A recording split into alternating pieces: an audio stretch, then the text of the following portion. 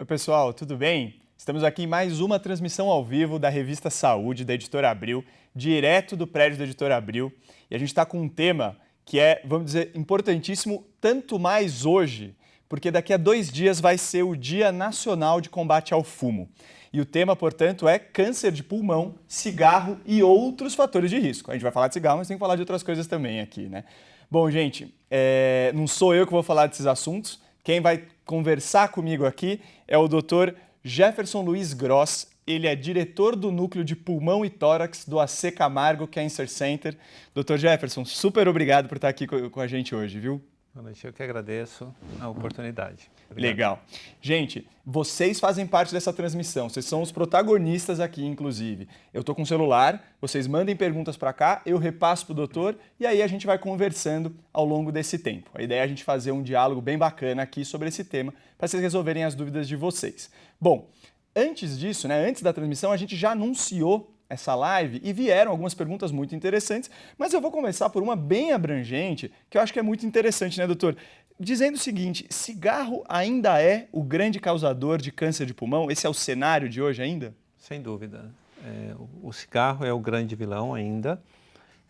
Eu costumo falar sobre o tabagismo, o consumo de tabaco. E o cigarro é a principal forma de consumo de tabaco, que é mais fácil, né? Você compra o cigarro, já está pronto, o fumante só precisa fumar, não precisa preparar nada. Mas é importante lembrar que não é só o cigarro, qualquer forma de consumo de tabaco está relacionado com o risco aumentado de câncer de pulmão. Mas o cigarro ainda é o grande vilão da história, sem dúvida. Perfeito, doutor. E o que está por trás do cigarro, dessas outras formas, que acaba causando tanto dano ao pulmão, doutor? Na combustão do tabaco, e principalmente quando isso acontece no cigarro, são liberadas milhares de substâncias tóxicas que causam várias doenças para o pulmão, além de câncer, para o pulmão, para as artérias, para o sistema circulatório, para o cérebro, para o coração. Especificamente, existem algumas substâncias que são cancerígenas. E essas substâncias inaladas, elas vão atuar diretamente no pulmão. Perfeito. E aí vão aumentar o risco de se desenvolver um câncer de pulmão. Legal, doutor. Bom, a Graziela Garcia, ela faz uma pergunta aqui muito nessa linha do que a gente falou, que não é só o cigarro, embora ele seja o protagonista aí. Ela pergunta de cigarros de palha. Eles podem causar câncer de pulmão? Sim. Qualquer forma de consumo de tabaco é prejudicial. Esse é um aspecto importante também, que não existe nenhuma forma segura de consumo de tabaco. Perfeito. Então, cigarro de palha, charuto, cachimbo, rapé, cheirar tabaco, o narguilé é algo importante também, que veio para a nossa cultura ocidental com a fama de que era uma forma segura de consumo de tabaco, e absolutamente não é. Então, qualquer forma de consumo de tabaco é prejudicial e está associado a um maior risco de câncer, principalmente câncer de pulmão, né? Nós falamos de tabagismo, de cigarro e câncer de pulmão, mas a Organização Mundial de Saúde reconhece hoje pelo menos 20 tipos diferentes de câncer causados diretamente pelo tabaco. Olha. Então, isoladamente, o tabaco é o principal fator de risco para câncer de maneira geral. Cerca de 1/3 de todos os cânceres estão associados com o tabaco. E câncer de pulmão, 80% a 90%. Claro. E olha que a gente está na oncologia, né? O tema é oncologia aqui hoje, mas a gente pode ir para outras doenças ainda, se quiser. Sim. Legal, doutor. O senhor tocou num ponto que eu queria só abrir esse anexo. O senhor falou, as pessoas às vezes acham que o problema é a combustão. Mas quer dizer que às vezes mesmo o tabaco inalado pode ser, aquele que não queima também pode ser um problema? Sim. As principais substâncias nocivas, elas vêm da combustão do tabaco. Perfeito. Né? Mas mesmo o tabaco não aspirando a fumaça do cigarro, isso também pode aumentar o risco de câncer. Legal. Doutor, ainda nessa linha tem muita gente que recorre ao cigarro light, né? Sim. Por ser light dá essa impressão de que seria menos nocivo. É por aí, não é por aí? Não. Isso é um dado importante. Não existe nenhuma forma segura de consumo de tabaco. Então, o cigarro light, comprovadamente, ele não diminui o risco, não evita o risco de câncer de pulmão. É uma forma de consumo de tabaco, então aumenta o risco de câncer de pulmão. Um aspecto importante também, porque com essa questão, com o cerco que vem se fechando em relação ao cigarro, né, foram aparecendo outras formas de consumo de tabaco com a denominação aí de que seriam formas seguras. O cigarro light é uma delas, o cigarro aromatizado, o narguilé. E uma outra categoria que é mais polêmica, mas que também é importante se falar, é o cigarro eletrônico, né? Tá.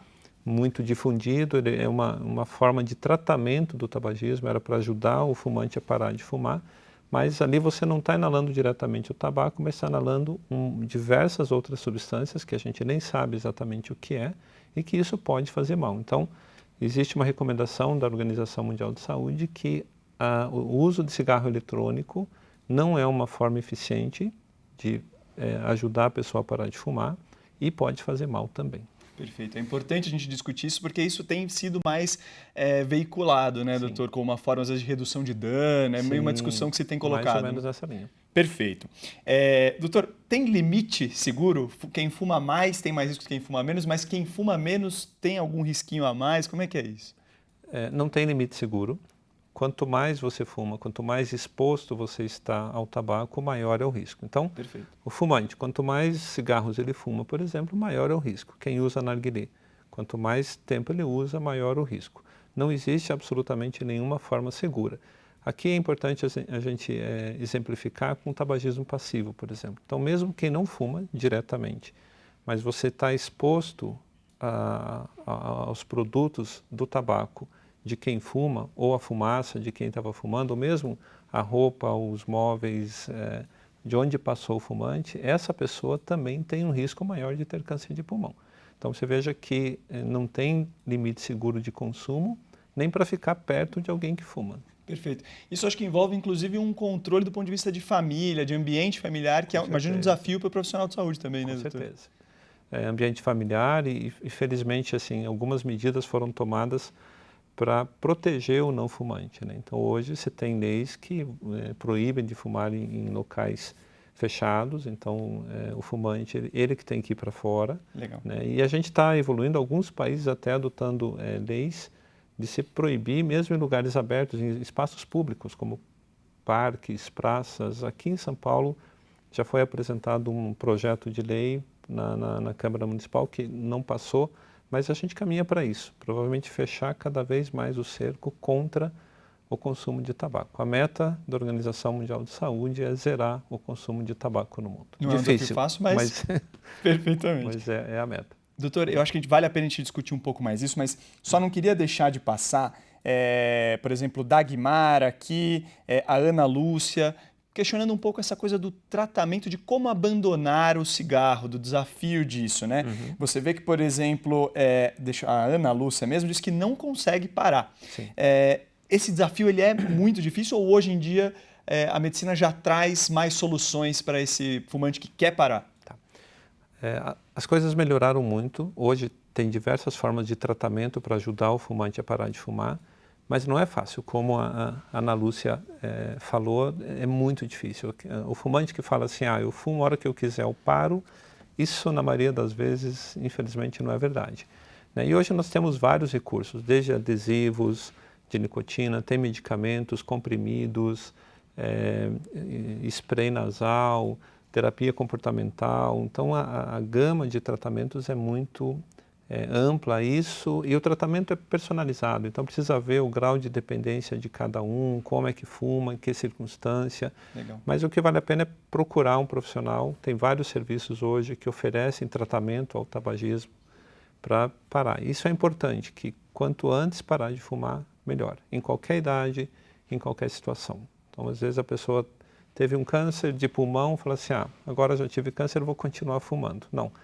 Quem está com câncer de pulmão continua fumando, responde pior ao tratamento, e sem contar os outros agravos à saúde que o tabaco pode trazer. Então, qualquer idade, qualquer situação, em qualquer contexto, parar de fumar é o ideal. Não é fácil, mas tem que ser persistente, ter determinação e procurar ajuda, porque parar sozinho não é fácil. Exato. O Dr. Jefferson tocou num ponto aqui, gente, que eu acho que é muito importante a gente só pontuar, que é nessas horas buscar ajuda, primeiro que não é nenhuma vergonha, e segundo que pode ajudar muito. Não é que não vai ter muita solução. Tem, ele acabou de citar alguns exemplos de como a medicina, os profissionais de saúde podem interferir positivamente se você quer abandonar o cigarro. Então, você não está sozinho nessa, pode procurar ajuda. Bom, doutor, o senhor estava falando também antes da legislação, só não queria deixar isso de lado, inclusive porque a Carmela, é uma leitora aqui nossa, ela ficou surpresa, foi para a Itália, ficou surpresa de quantas pessoas fumam lá, segundo ela, e quis perguntar se no Brasil tem uma maior prevalência de pessoas com câncer de pulmão, maior ou menor, por causa disso. E aí a gente aproveita e pega esse gancho de novo que você falou, de se no Brasil a gente está bem coberto hoje, do ponto de vista de legislação, de atendimento para combate do cigarro. Sim. Essa é uma questão importante, né? Quando nós vemos dados brasileiros da década de 70, 80, cerca de 40% da população adulta era fumante. Olha. Muita gente, quase a metade. Ao longo dessas últimas décadas, a gente está vendo esse número cair cada vez mais. Atualmente, pouco mais de 10% da população adulta é fumante. Então, reduziu bastante a prevalência de fumantes no nosso país. E felizmente, isso aconteceu também em vários países do primeiro mundo, Estados Unidos, Canadá. Os europeus fumam ainda bastante, mas a prevalência, a quantidade de fumantes vem reduzindo ao longo das últimas décadas. Isso graças à grande cruzada mundial contra o tabaco. A principal causa de morte evitável no mundo todo hoje é o tabaco. Nós estamos falando de câncer. Perfeito. Mas o consumo de tabaco está associado a maior risco de morte por doenças cardiovasculares, infarto, derrame, que é a principal causa de morte no mundo inteiro. Então, se a gente pegar doença cardiovascular e câncer, né, o tabaco está diretamente envolvido nas duas, é a principal causa de morte. Não é só de morte, mas a incapacidade, o sofrimento que isso também traz, né? Então, esse é um dado importante. O Brasil é um exemplo de ter tomado medidas contrárias ao tabagismo e isso ter um resultado direto, mostrando que quando você tem vontade política para fazer bons projetos, as coisas acontecem e se tem resultados.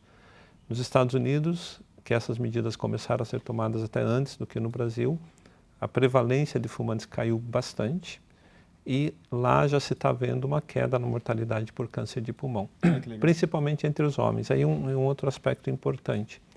Os homens ainda fumam mais do que as mulheres, mas a quantidade de ex-fumantes homens é maior do que ex-fumantes mulheres. Então a mulher tem uma dificuldade um pouco maior de deixar o tabagismo. Talvez porque a dependência seja um pouco maior, mas é um sinal de alerta também, como a pergunta que foi feita de uma mulher. Perfeito. Que para a mulher parece que é um pouquinho mais difícil parar de fumar, mas não é para desanimar, é para insistir, procurar ajuda. Não pode tem largar, que parar, né? Não pode abandonar essa ideia, não pode largar também essas políticas, a gente tem que ficar em cima mesmo. Tem que ser persistente, porque às vezes a primeira vez que tratou, a primeira forma de tratamento não deu certo, isso acontece com muita frequência, trata, para de fumar, 6 meses depois volta. Entendi. Tem que fazer de novo e procurar e ser persistente até parar. Perfeito. Você vê que a Solange Hackel fez até um depoimento que fumou por 33 anos, conseguiu largar, segundo ela, com muita oração, muita fé, força de vontade, persistência. Ela está fazendo aqui um recado e depois falando para visitar os hospitais justamente para melhorar um pouco a situação. Recado dado, Solange. Bom recado, aliás, acho aí para o pessoal. Doutor, antes da gente puxar um pouco para os outros fatores de risco, o senhor tocou num ponto que eu acho que é muito bacana, né? Quando a gente fala de fumo passivo, a gente imagina aquela pessoa ali fumando ao seu lado e você está inalando essa fumaça. Mas, pelo visto, está também em discussão um tal de fumo de terceira mão, é isso? Sim. Esse é um conceito mais novo, né? Tá. Que está na linha do tabagismo passivo. Então, quando você fala de tabagismo passivo, você imagina que o fumante passivo é aquela pessoa que está inalando diretamente a fumaça que está vindo da combustão do cigarro ou do outro produto do tabaco, né? Mas não é só isso, né? Mais recentemente, alguns estudos têm demonstrado que aquelas pessoas que tocam objetos onde o fumante tocou, os móveis, a cortina, o tapete, enfim, objetos da própria casa ou do próprio ambiente onde o fumante consumiu o tabaco, essas pessoas também têm produtos nocivos do tabaco no seu organismo. Perfeito. As crianças são que mais sofrem com isso. Olha então, só. Que é muito comum o fumante falar assim, olha, eu fumo, mas eu vou lá no quintal fumar e depois eu volto. Mas o conteúdo, os produtos do tabaco estão na roupa, no cabelo. É fácil da gente perceber o fumante, né? Porque você fica impregnado realmente o cheiro do tabaco, né? Perfeito. Bom, doutor, Puxando então para um assunto que eu já antecipei aqui, a Maria Sansim fez uma pergunta aqui. Quem nunca fumou, leva uma vida sadia e tem câncer de pulmão? A Rosângela fez inclusive uma declaração que a prima dela também nunca fumou, está com câncer de pulmão. E aí, doutor, esses casos, como é que tá isso hoje em dia? Então, 80 a 90% dos casos são associados ao tabaco, né? E uma consideração que deve ser feita é que às vezes a pessoa que está com câncer nunca fumou, mas ela foi fumante passiva durante muito tempo. Perfeito. Então, esse tipo de câncer pode indiretamente estar associado ao tabaco também. Os outros fatores de risco para câncer de pulmão, eles existem, eles são responsáveis por pouco mais de 10% dos casos, ou seja, é exceção, mas existe. Então, a exposição ao amianto, ao asbesto, é um deles, né? O gás radônio, que é um gás que está no nosso ambiente, principalmente em áreas de construção, né? Isso não tem muito como se evitar. A poluição ambiental, isso é outro dado importante. A Organização Mundial de Saúde reconheceu a poluição ambiental como um agente cancerígeno somente há 4 anos atrás. Então, quem vive em grandes cidades está exposto a esse risco. E a grande fonte de poluição ambiental nas grandes cidades é o automóvel. Então, é uma sociedade, nós vamos ter que repensar isso. Algumas doenças pulmonares, como enfisema, como tuberculose, elas podem predispor, aumentar um pouco o risco de câncer de pulmão também. A questão hereditária sempre é questionada também. O câncer de pulmão não é uma doença geneticamente herdada, né? Mas quem teve caso na família, isso significa que existe uma certa predisposição. Perfeito. Então, o cuidado que tem que ter nessas situações é jamais se expor ao fator de risco. Quem teve familiares com câncer de pulmão, mais do que os outros, deve ficar muito longe do tabaco. Perfeito. Aquela coisa não vai causar por si só, mas junto com um combo, exatamente, esse fator hereditário pode ser preponderante. Com certeza. Né? Legal, doutor. Tem hoje em dia muita discussão, inclusive a Anvisa tem vira e mexe proibido lotes ou mesmo produtos inteiros de alisantes capilares por causa da questão do formol. Né? O formol é uma coisa que preocupa também? Assim, não tem uma grande importância no desenvolvimento de câncer de pulmão, no risco de câncer de pulmão, mas ele pode levar a outras doenças pulmonares. Entendi. Bronquite, ele causa uma irritação no pulmão, porque você inala diretamente, ele vai causar uma inflamação no pulmão, mas com câncer não tem uma relação muito direta. Entendi. Faz mal, mas para o câncer especificamente não. Legal. O José Oliveira aqui, ele está falando de consumo de certos alimentos como embutidos, alimentação, exercício físico, esse lado também pode ajudar, doutor? Sim, essa é uma questão importante porque quando a gente fala de câncer de pulmão, nós acabamos falando só de tabaco, basicamente, né? Mas o que a gente deve procurar fazer é ter hábitos de vida saudáveis. Então, o primeiro deles, não fumar, né?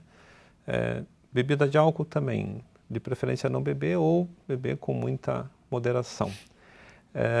E atividade física é fundamental, ela tem um efeito protetor para diferentes tipos de câncer, evitar a obesidade, que está associado à atividade física, e consumo de alimentos saudáveis, verduras, frutas, e a gente entra numa outra questão que são os agrotóxicos, mas em geral frutas e verduras têm um efeito protetor, e o consumo excessivo de carnes, não é que não pode comer carne nenhuma, mas o consumo excessivo, principalmente carne vermelha e embutidos também, estão associados a algum tipo de câncer.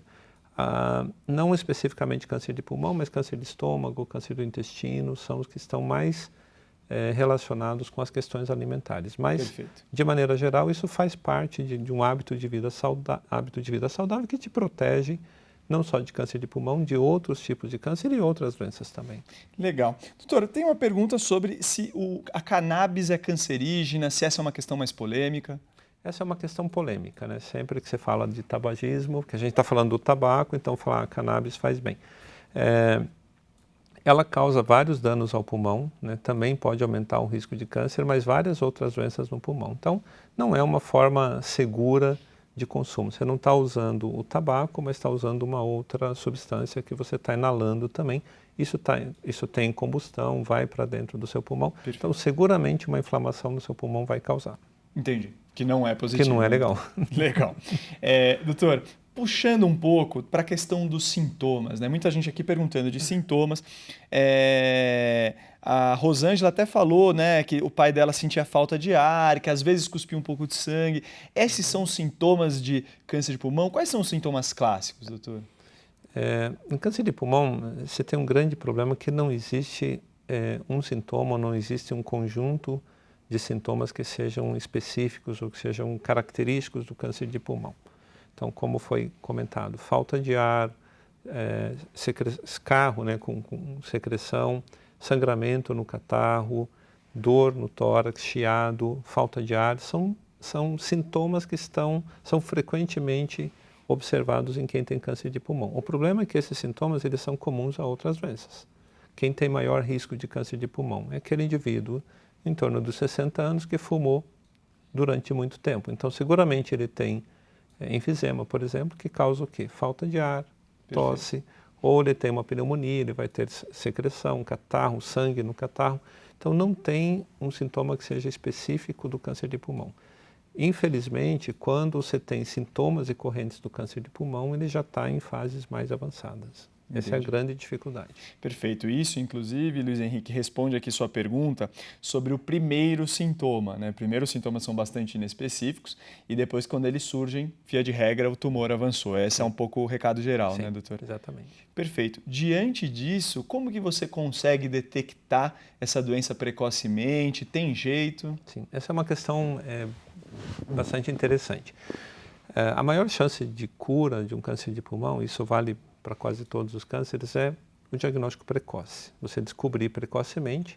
Em geral, quanto mais precoce o câncer, os tratamentos são menos agressivos e as chances de cura são maiores, né? Isso vale para câncer de pulmão também.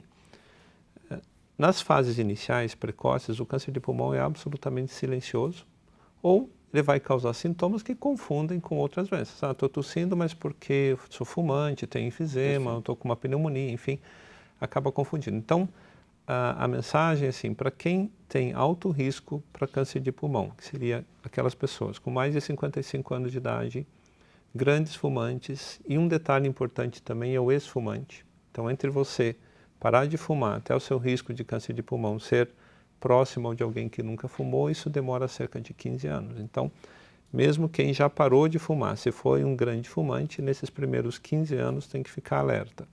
Então, nessas pessoas com essas características que conferem um alto risco para câncer de pulmão, a recomendação é que se faça uma tomografia para fazer um rastreamento, para fazer um mapeamento e eventualmente detectar precocemente um câncer. Então, aí também existem muitas particularidades que aí precisa conversar especificamente com o médico para cada caso específico, mas a mensagem é assim, para quem ainda está fumando ou para quem deixou de fumar há menos de 15 anos, tem que procurar orientação, porque para muitas dessas pessoas fazer uma tomografia do pulmão uma vez por ano pode significar fazer um diagnóstico precoce, um tratamento e reduzir significativamente o risco de morte por câncer de pulmão. Perfeito. Gente, só para quem entrou aqui no meio, a gente está aqui na transmissão ao vivo sobre câncer de pulmão, cigarro e outros fatores de risco com o Dr. Jefferson Luiz Gross, ele é cirurgião oncológico do AC Camargo Cancer Center. Então, para quem entrou aí,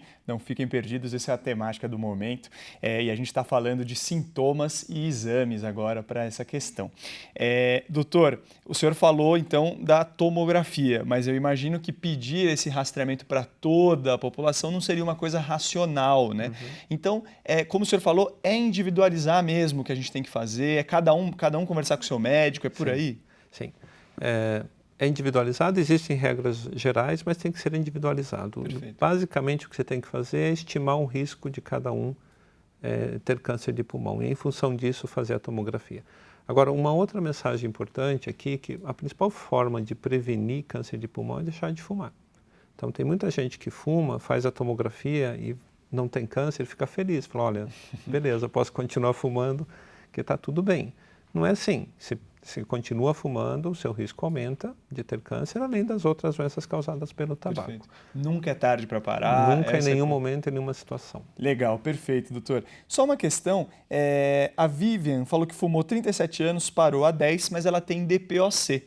Né? DPOC é um fator de risco, ela diz que os pais delas, inclusive, tiveram câncer, não fala qual câncer, mas ela fala se ela tem uma probabilidade um pouco aumentada de câncer, o que ela deveria fazer? Sim, alguém que fumou 37 anos, ela já parou há 10 anos, está dentro exatamente dessa população que ainda tem um risco maior. Perfeito. Né? O fato de ter enfisema também, o DPOC é enfisema, é uma inflamação crônica no pulmão, Perfeito. que a grande maioria dos fumantes tem.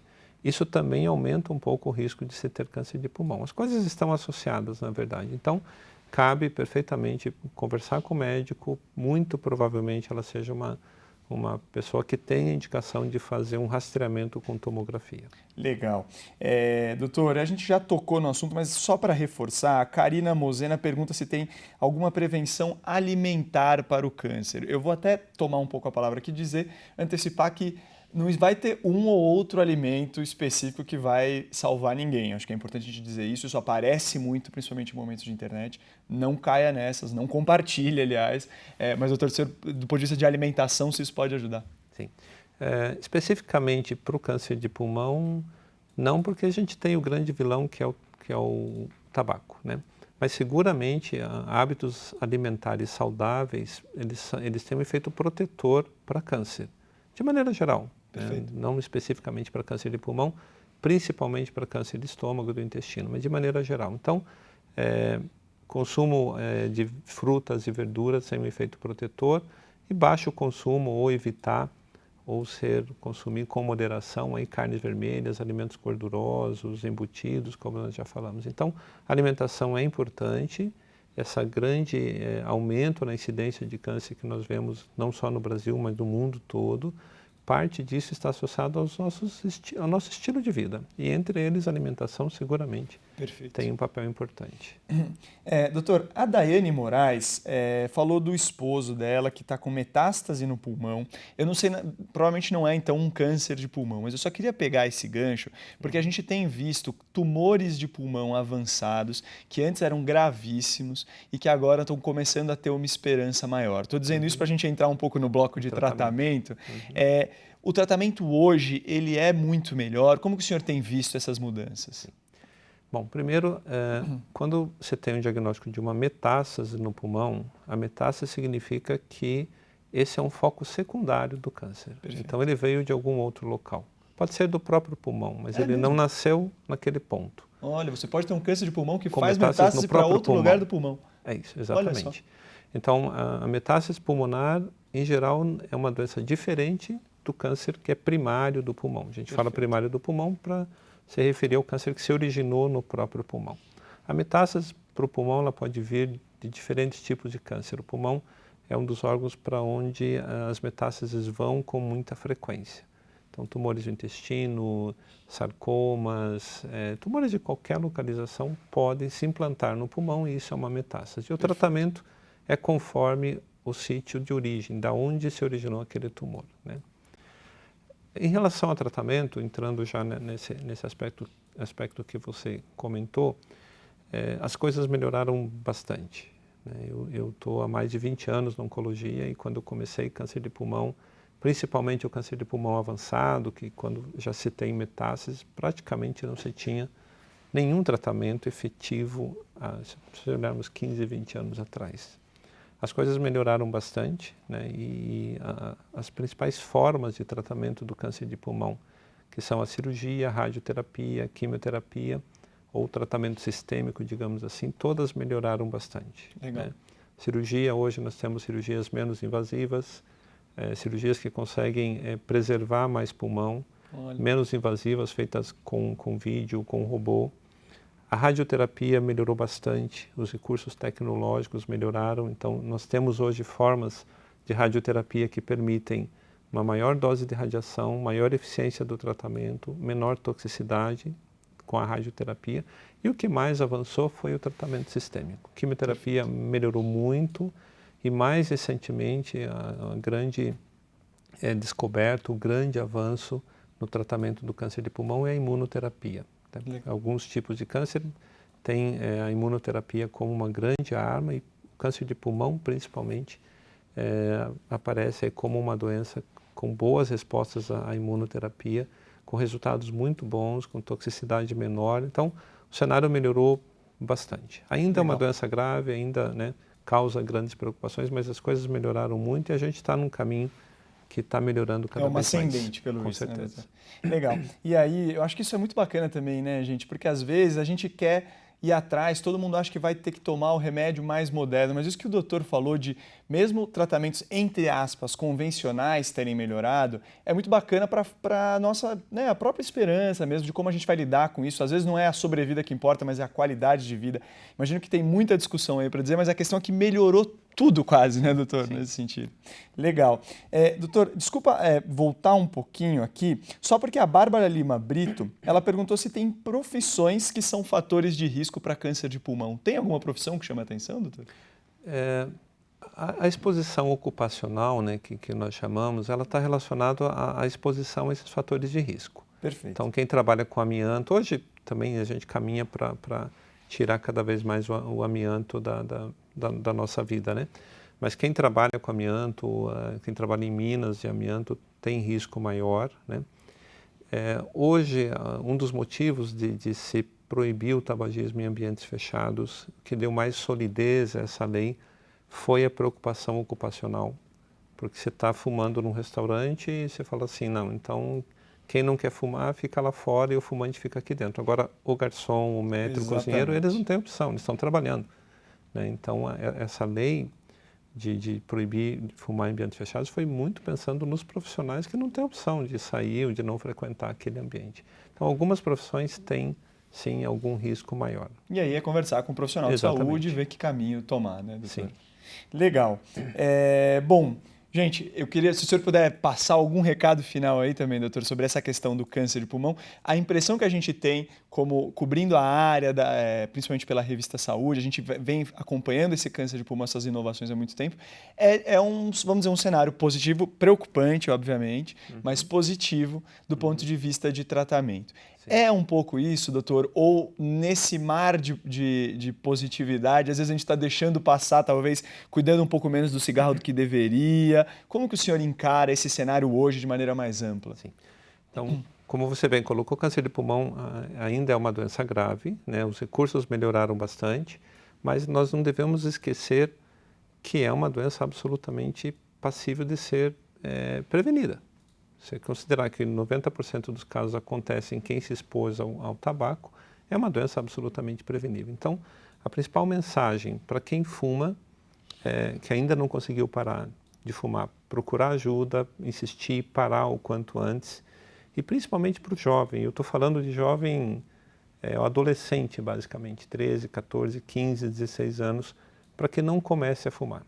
Né? Porque vocês viram o depoimento de algumas pessoas, a dificuldade que o fumante tem em parar de fumar. Então, você começa a usar tabaco por volta de 15, 16 anos, você fica dependente, depois lá para frente você sabe que está te fazendo mal, você quer parar e você tem uma dificuldade enorme de parar. Então, a principal mensagem é principalmente para os jovens que não fumam, que jamais comecem a fumar, que os danos são grandes e o que no começo pode ser algo legal, algo para você se autoafirmar, depois você fica dependente, você fica viciado, você fica escravo de algo que você sabe que está te fazendo mal. É uma situação que causa muito constrangimento e dificuldades emocionais muito grandes para o fumante. Perfeito. E a gente, de novo, né, falou muito de oncologia aqui, mas existem tantos outros aspectos, os psicológicos nem se fala também de como isso pode afetar a vida da pessoa, né, doutor? Com certeza.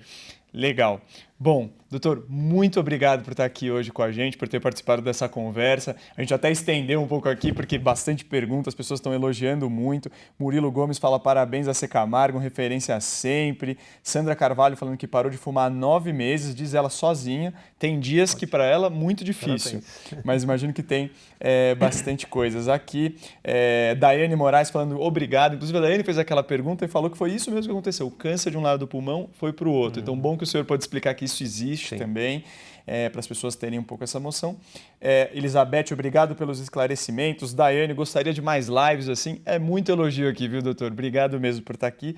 E, gente, de novo, obrigado pela participação. Vocês são a essência dessa transmissão ao vivo que a gente faz aqui. Então, eu agradeço muito pela participação.